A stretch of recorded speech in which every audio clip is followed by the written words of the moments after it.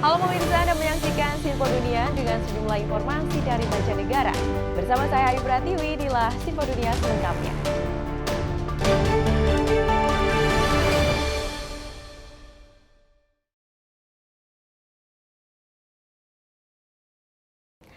Kita ke informasi pertama, pemirsa. Harga telur di Amerika Serikat yang sempat melangit diperkirakan akan segera menurun. Meskipun begitu, ancaman baru menanti dengan kembalinya burung liar. Harga telur di Amerika Serikat sempat meningkat sekitar 60% sepanjang 2022. Selain gangguan rantai pasok, analis juga mencermati perbakan flu burung. We lost about 13% of our total national laying flock due to this disease. So you remove that many birds from the market, it's going to have an impact on prices. I think a lot of people intuitively think if we lost, roughly 13% of all the egg-laying birds last year, then prices should only increase about 13%. But that's not the way it works.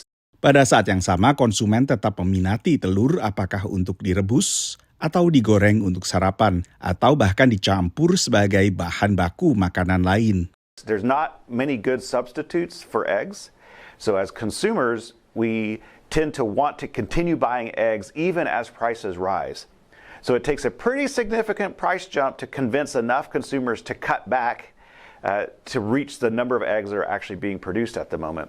So as a result, a small reduction in supply from bird flu can result in a much larger increase in prices. Tapi setelah memuncak jelang akhir 2022, analis mencatat harga di tingkat grosir juga mulai menurun.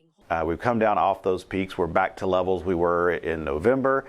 So my hope and expectation is as long as we can keep bird flu out of the barns, that prices will start to come back down for consumers here in the next few weeks and months. Harapan serupa diungkapkan peternak dan pemasok telur. The hope is that, as we get into the summer months, we will see, repopulation kind of fully get us back to the levels that, we need to be to balance supply and demand. But there is a lot of uncertainty regarding, again, the spring migration and birds, moving back up north and flying over the country, and the amount of AI that they've been finding in the wild bird population. So there's a lot of uncertainty, and we're really not sure, what the next 3-4 months are going to look like.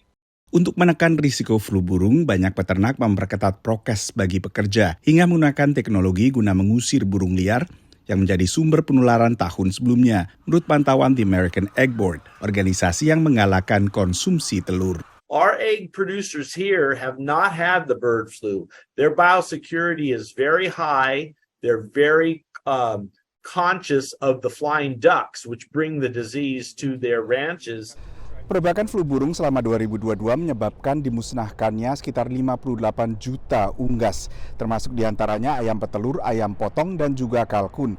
Ini lebih parah dibandingkan perbakan flu burung sebelumnya pada 2015, yang menyebabkan dimusnahkannya sekitar 50 juta unggas.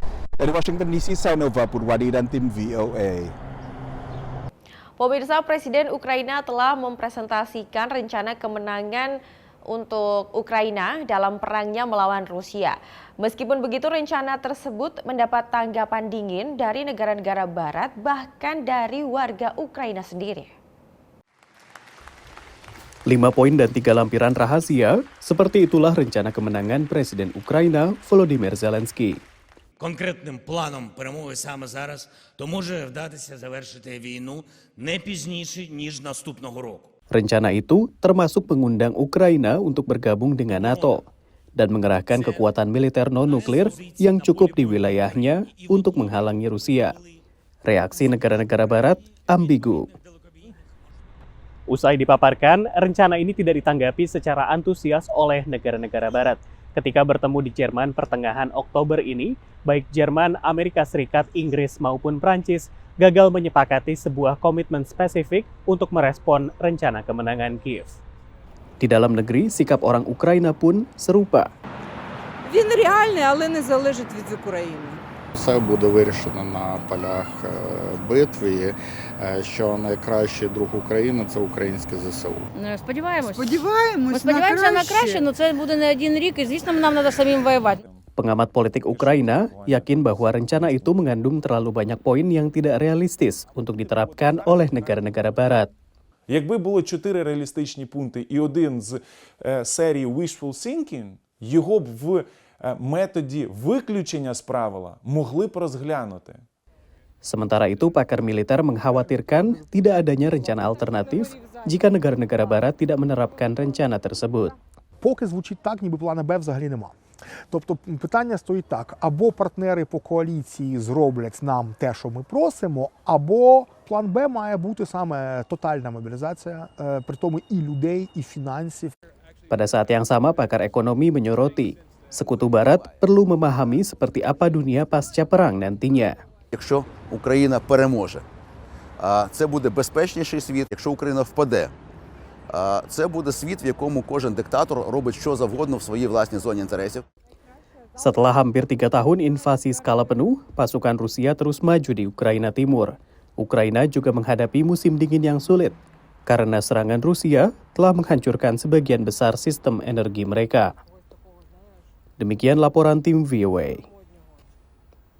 Sementara itu, pemirsa, ketergantungan pada energi berbasis batu bara berdampak buruk pada kesehatan warga di kawasan pertambangan. Banyak warga yang terpapar polusi udara menyebabkan kelompok advokasi mendesak pemerintahan di Zimbabwe memeriksa kesehatan warga serta merelokasi mereka. Sementara para pejabat setempat mengusulkan nantinya supaya ada solusi listrik dengan tenaga surya. Warga Zimbabwe mengatakan khawatir dengan emisi dari pembangkit listrik tenaga panas Hwange yang membakar batu bara untuk menghasilkan energi. Menurut warga bernama Tinashe, ketika batu bara terbakar, asap hitam mengepul di atas rumahnya yang berjarak kurang dari 1 kilometer, menciptakan bahaya kesehatan dan risiko bagi pertanian. The ash now poses a threat not just to the human beings, the people around, also to the vegetation. It is now harder to conduct subsistence farming. The law does not mandate that these companies test the exposure of community members to the pollutants, but rather only the labor aspect is covered by the Pneumoconiosis Act. Tinashe mengacu pada undang-undang yang mengamanatkan perusahaan harus membayar tes pneumoconiosis, tapi hanya bagi karyawannya. Pneumoconiosis adalah penyakit paru-paru yang disebabkan menghirup debu dan mengakibatkan batuk dan radang menurut para dokter. Dan paparan debu yang terus-menerus bisa menyebabkan kanker. Pembangkit listrik tenaga panas Hwange dioperasikan oleh Otoritas Pasokan Listrik Zimbabwe SESA milik pemerintah. Menurut warga di sekitar pusat listrik, masalah ini telah ada selama bertahun-tahun. Pemerintah Zimbabwe belum menanggapi keprihatinan warga yang terkena dampak pembangkit listrik tenaga batu bara. Kelompok advokasi yang dikenal sebagai Greater Hwange Residents Trust telah mengajukan petisi kepada pemerintah untuk mengamandemen Undang-Undang tahun 1970-an dan memastikan warga yang terkena dampak bisa dibantu. Hwange is the Ingakula community. Especially is faced by air pollution, and we want people to be tested for pneumoconiosis for free and the relocation of the community to a safer space where there is less pollution. Karena pemerintah belum menanggapi petisi itu, petugas pemantau di Pusat Tata Kelola Sumber Daya Alam mengatakan solusinya adalah dengan beralih ke energi bersih. I think we should also try and introduce the issue of solar, of using solar here in Hwange. Pihak SESA mengatakan 31.000 peternakan di Zimbabwe akan memasang tenaga surya sebagai bagian dari upaya untuk beralih ke energi bersih dan mengurangi beban pada jaringan listrik. Perusahaan ini memuji proyek tenaga surya di wilayah pertanian dan berharap kelebihan pasokan listrik surya mereka bisa dijual ke jaringan listrik nasional. Dari Arlington, Virginia, saya Helmi Yohanes dan tim VOA. Pemirsa, sebanyak 14 juta orang dari total pemilih terdaftar 187 juta di Amerika Serikat merupakan serikat pekerja. Meskipun jumlahnya sedikit, tapi dukungan dari para serikat pekerja ini diperebutkan oleh para capres, terutama di negara bagian penentu. Kampanye pro-capres Partai Demokrat Kamala Harris di Las Vegas, Nevada, mengangkat proposalnya mengakhiri pemajakan tips yang diterima pegawai industri keramah tamahan. I know that Vice President Kamala Harris has a plan, a clear plan to end federal taxes on tips for us service workers here in Nevada. That's right, that's right. and that Donald Trump pretending he is the tipped workers' savior is a dangerous lie. Capres Partai Republik, Donald Trump juga telah berkampanye di kota yang sama, mendukung tidak dipajaknya tips pegawai di kota yang sangat tergantung pada industri jasa ini. That is going to be adored by the employees, by all of the employees, particularly that don't have salaries and that they work on tips. That's going to be loved by them.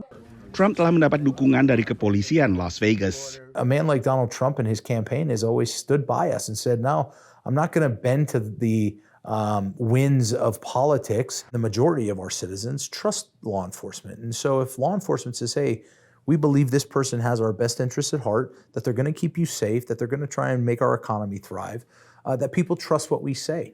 Sementara cabang lokal Teamsters, Serikat Pekerja Pergudangan dan Transportasi mendukung Harris. Pada saat yang sama, organisasi nasional Teamsters akhirnya memilih untuk tidak memberikan dukungan kepada Kamala Harris maupun Donald Trump. Ini perkembangan yang relatif mengejutkan karena dalam pilpres-pilpres sebelumnya, kelompok yang beranggotakan sekitar 1,3 juta pekerja ini selalu mendukung capres Partai Demokrat, termasuk saat Pilpres 2020 saat Teamsters mendukung Joe Biden melawan Donald Trump. Menurut sebagian calon pemilih, ketidakberpihakan ini memberi sinyalemen sendiri. Well, they always went Democratic.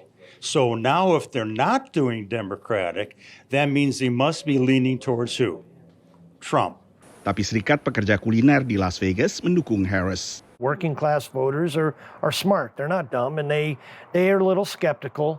But the problem with President Trump is that he lies, and he lies a lot. However, Vice President Harris, this is part of an overall program to tackle the cost of living. Mereka pun berkampanye dari pintu ke pintu. Big corporations coming in and price gouging us on food, gas, rent. So having, the right candidate in office, telling them the correct information, what I know as facts, that, Kamala's going to be there for us, the middle class, the union members. Tak hanya Nevada, anggota Serikat Pekerja juga tersebar di sejumlah negara bagian penentu lainnya, termasuk Michigan, pusat industri otomotif Amerika Serikat. Dari Washington DC, Nova Purwadi dan tim VOA. Terima kasih Anda masih bersama kami dalam Sinfo Dunia. Pemirsa, kota New York, Amerika Serikat menyambut Halloween dengan menggelar parade kostum anjing.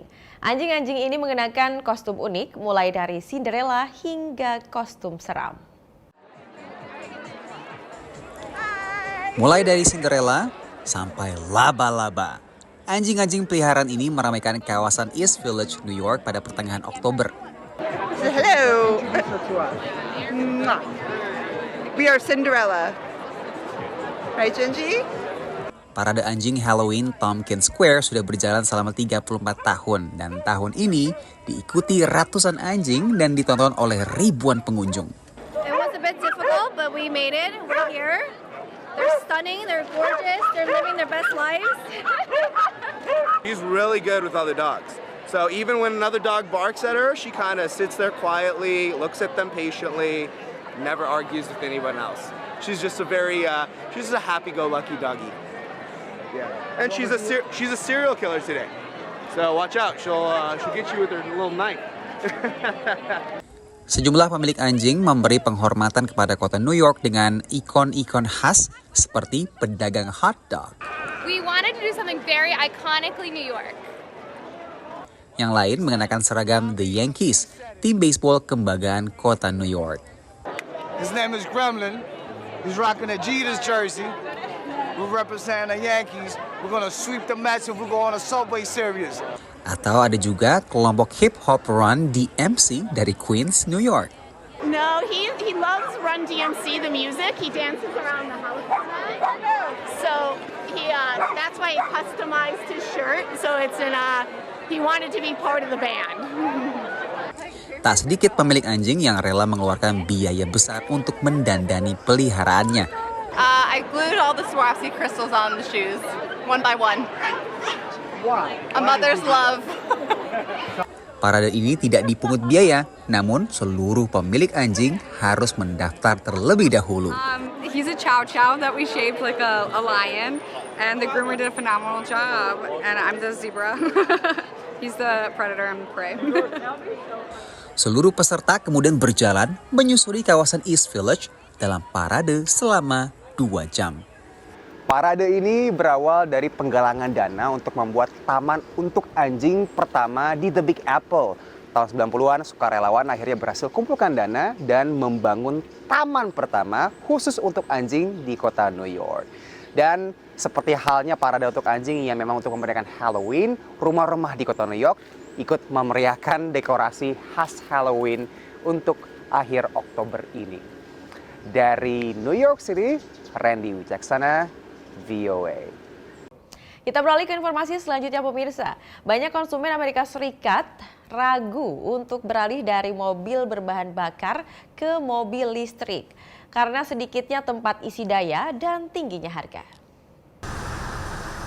Peneliti dari Purdue University bersama Dinas Transportasi Negara Bagian Indiana sedang menguji coba cara baru mencas baterai kendaraan listrik alias EV, yaitu memasang elemen di bawah jalan.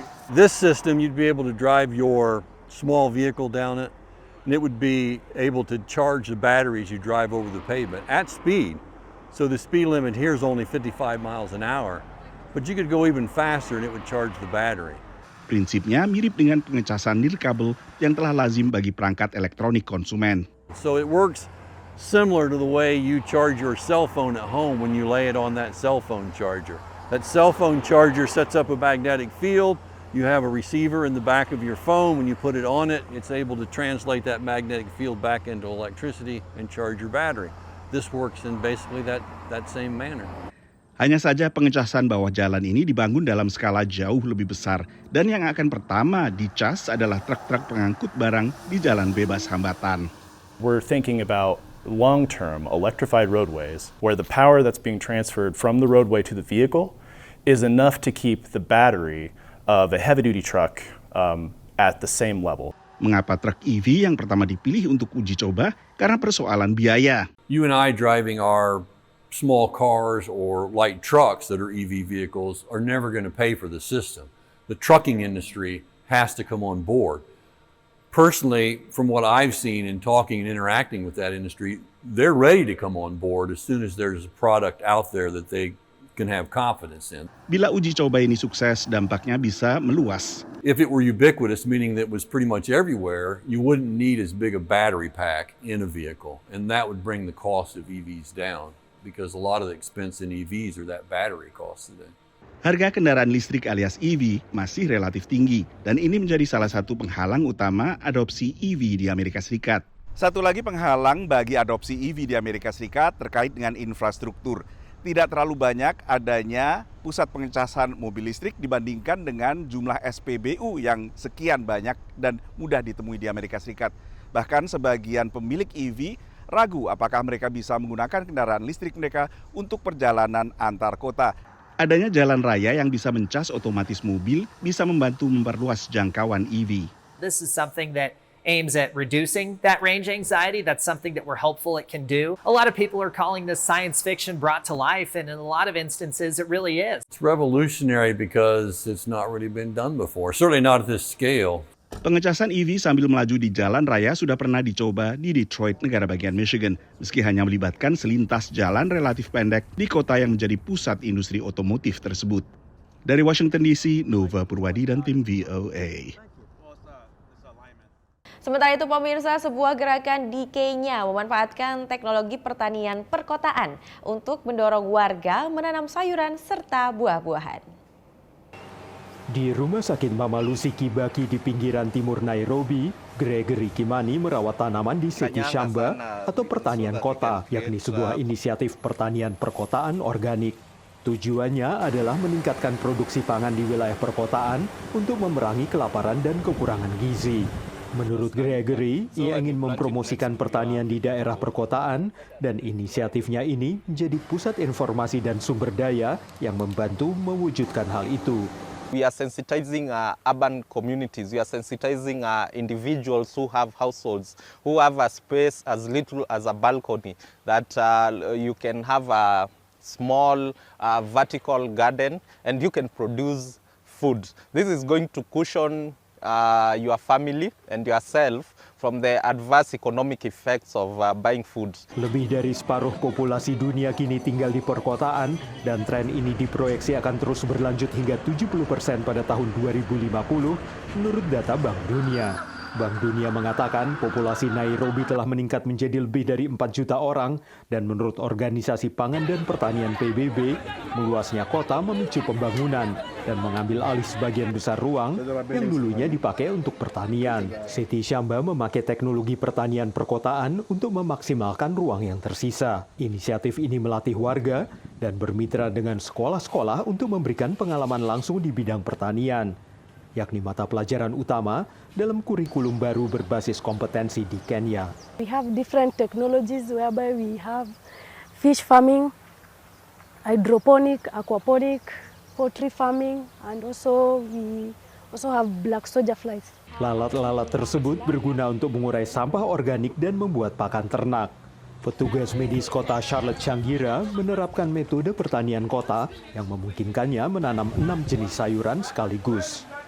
You don't need a lot of space, you don't need extra manure or extra land. So they grow at the same time, you get the harvest and they regrow. It's very, I think it's the best decision I've made this year, basically, in terms of food. Dan saat kota-kota di Afrika terus berkembang, Gregory berharap bisa melihat kota-kota tersebut tetap hijau. My vision is to see that every building in this great city of Nairobi and other cities in Africa, they are very green, very lush, and through that we are able to fight climate change, make our cities sustainable, and also feed the growing population. Siti Shamba merupakan salah satu tempat yang dikunjungi oleh Raja Inggris Charles III saat ia berkunjung ke Kenya bulan November lalu. Menurut Gregory, keberlanjutan model pertanian perkotaan ini terletak pada daur ulang, penggunaan kembali, dan pengurangan bahan yang digunakan sehingga tidak menyisakan sampah. Dari Arlington, Virginia, saya Helmi Yohanes dan tim VOA.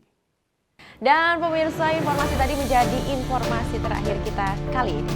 Tetap saksikan Sinpo Dunia hanya di Sinpo TV. Saya Ayu Pratiwi, mewakili kru yang bertugas, mengucapkan terima kasih dan sampai jumpa.